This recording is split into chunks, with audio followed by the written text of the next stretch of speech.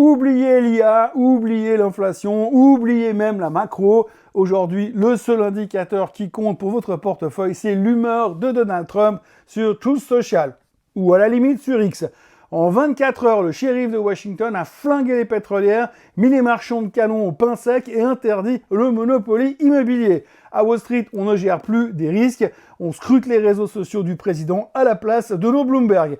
On débriefe ce bordel présidentiel total et le retour triomphal de Bruno Le Maire à Wall Street et je vais vous expliquer pourquoi il faut venir casquer au bureau. Bienvenue dans ce Morning Bull Live, nous sommes le jeudi 8 janvier, je suis Thomas Veillet et on commence tout de suite.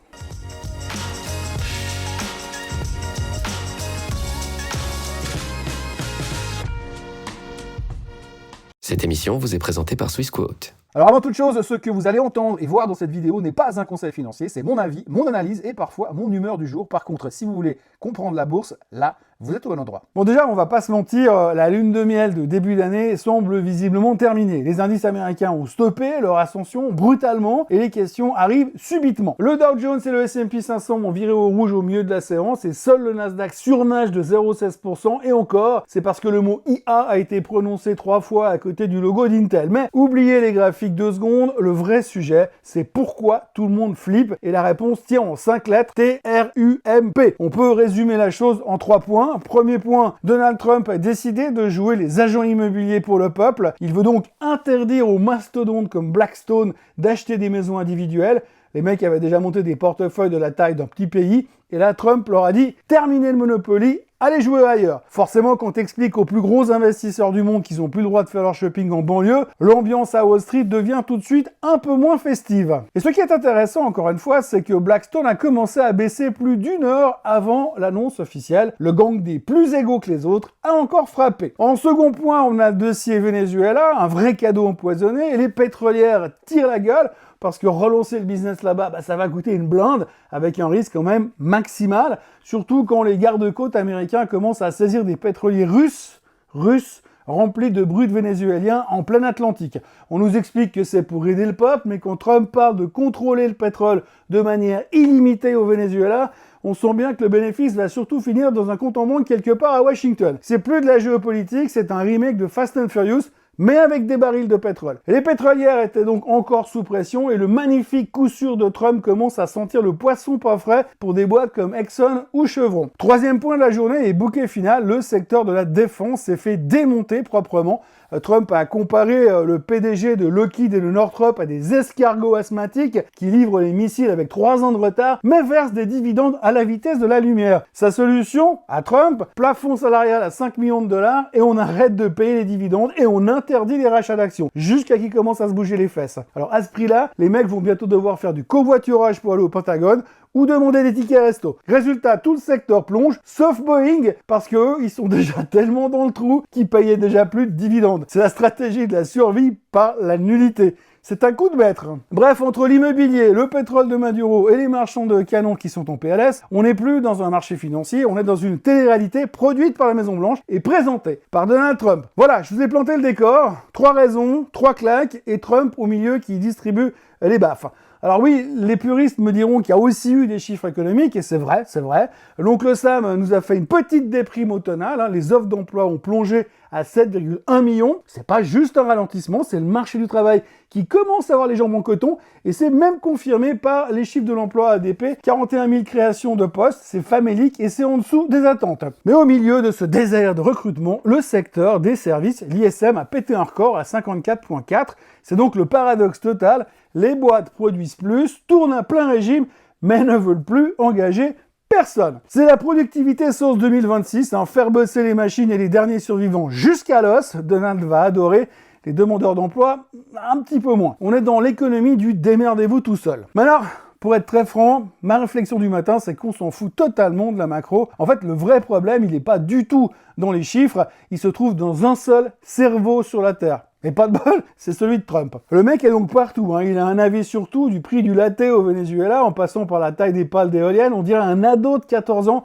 qui raconte sa vie sur Snapchat.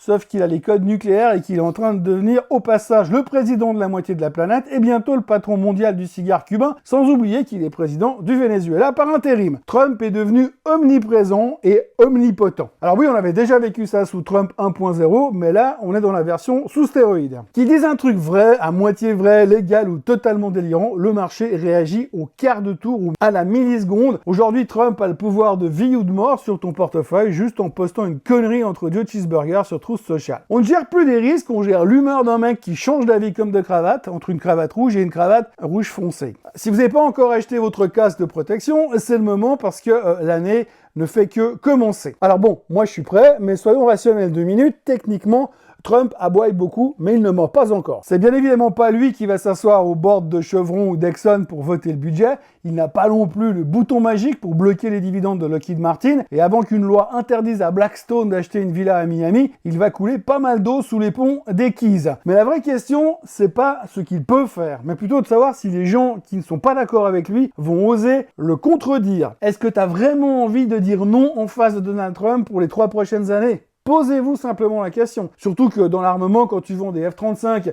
ou des missiles intercontinentaux, tu les vends pas à l'épicier du coin ou au boucher du coin. Ton client, c'est l'État. C'est le mec qui signe des chèques en blanc sur 10 ans. Si ton seul et unique client te suggère avec un sourire en coin d'arrêter de gaver tes actionnaires ou sinon, eh ben, tu sors pas ton code civil, tu sors ta calculette et tu réfléchis 2 minutes.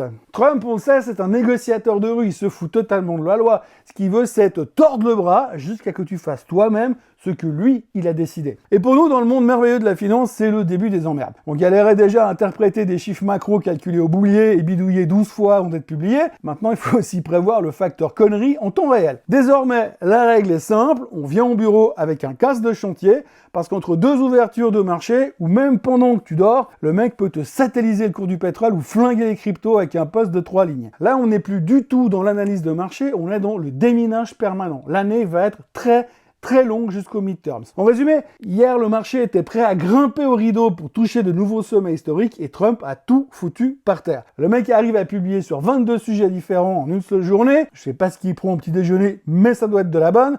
Une chose est sûre, il fait ce qu'il veut avec le marché. Et si par hasard vous avez vu son one-man show au Trump Kennedy Center il y a 2 jours, il y a largement de quoi baliser sévère pour les mois à venir. On n'est plus dans la politique, on est dans l'improvisation permanente. Pendant ce temps, de l'autre côté de l'Atlantique, on essaye de garder la face, mais le luxe parisien s'est pris les pieds dans le tapis rouge, avec la Chine et le Japon qui se balancent de la vaisselle à la tronche, LVMH trinque, Hermès trinque, il faut dire que les ultra riches chinois ont d'autres chats à fouetter que d'acheter des sacs à 15 000 balles quand leur immobilier est en train de s'écrouler. Et résultat, le CAC 40 fait du surplace, lesté par ces poids lourds qui ont soudainement la grâce d'une enclume. Heureusement, pour sauver les meubles, on peut toujours compter sur ce qui marche à tous les coups. La guerre et l'atome. Thalès et Safran s'envolent parce que le monde va mal. L'Allemagne, elle vit sa meilleure vie, ou presque. Le DAX franchit les 25 000 points. Pourquoi ? Parce que les chantiers redémarrent et que l'armement allemand est en folie. Eux au moins, Trump ne leur demande pas de couper les dividendes. Côté social, c'est l'ambiance stagnation zen. Le chômage allemand ne bouge pas. Mais bon, l'industrie est dans le pâté depuis 5 ans, donc on s'habitue à l'odeur. Et enfin, l'inflation en zone euro retombe à 2% et le SMI suisse termine sur une hausse violente de 0,01%. Autant dire qu'on a frôlé l'euphorie à Zurich. Petit détour par l'Asie pour voir que pendant que la Chine et le Japon se haïssent, le Kospi s'offre encore un record historique porté par Samsung qui pète le feu. Ils annoncent des profits records grâce à leur puce mémoire pour l'IA. C'est simple, hein. Tout ce qui touche à l'IA se transforme en or pendant que le reste du monde essaye de comprendre comment ça marche. Visiblement en ce moment, il vaut mieux vendre des puces que des sacs à main. Pour les nouvelles du jour, c'est le calme plat, ou plutôt le calme blanc, hein. La France est à l'arrêt sous 3 flocons, les chaînes d'infos sont en mode alerte apocalypse et invitent des experts sur les plateaux pour nous expliquer comment mettre des chaînes à neige. C'est tout simplement mythique, fascinant. Les Canadiens doivent être morts de rire. Pendant ce temps, l'Inde affiche une croissance de 7,4%. Mais bon, nous on a de la neige et des chaînes à neige, on a donc chacun nos priorités. Et puis, il y a Donald Trump, toujours Donald, et encore Donald. Le mec c'est le roi du contre-pied, il y a 8 heures il insultait les boîtes d'armement, on vient d'en parler, et là il propose un budget militaire de 1500 milliards pour 2027, on passe de 900 à 1500, c'est sa technique, hein. Je te tape sur les doigts pour tes dividendes, mais par contre je te file le contrat du siècle juste après.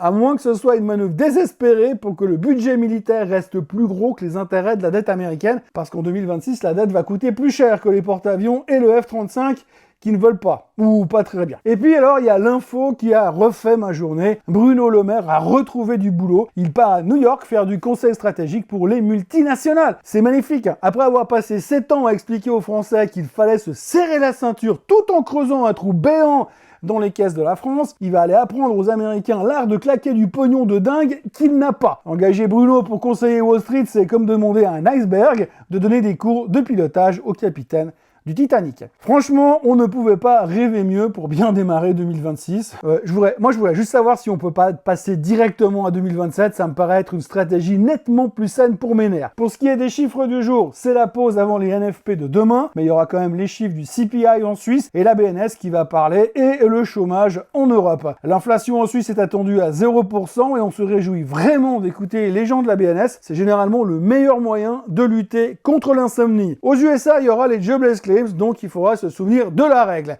Chiffre bon, c'est une bonne nouvelle, l'emploi va bien, et chiffre pas bon, c'est une bonne nouvelle, parce que la Fed va baisser les taux. Bref, la bonne nouvelle, c'est que les chiffres des jobless claims seront une bonne nouvelle. Nous sommes donc rentrés officiellement dans une ère où l'analyse fondamentale a été remplacée par la lecture de tweets compulsifs, le marché est nerveux, l'Europe fait de la figuration et Bruno Le Maire est en train de faire ses valises pour New York. Ça nous fera des vacances. Si vous voulez continuer à naviguer dans ce brouillard sans vous prendre l'iceberg de Bruno ou le tweet de Donald, abonnez-vous, likez, partagez. Ça aide un petit peu pour l'algorithme, même s'il est moins puissant que Trump. Et dites-moi en commentaire, vous l'achetez quand votre casque de chantier? On se retrouve demain pour se préparer aux chiffres de l'emploi américain et d'ici là, surveillez vos écrans, gardez un œil sur le SMI si vous arrivez à ne pas vous endormir et surtout, essayez de passer une excellente journée. Bye bye! Ce contenu est informatif et éducatif destiné aux personnes connaissant les marchés financiers. Il ne constitue pas un conseil en investissement, juridique ou fiscal. Le trading et l'investissement comportent des risques, notamment la perte de capital. Les CFD et actifs numériques sont volatiles et ne conviennent pas à tous. Swissquote décline toute responsabilité quant à l'exactitude du contenu ou aux pertes liées à son usage. Produits et services disponibles selon la législation en vigueur.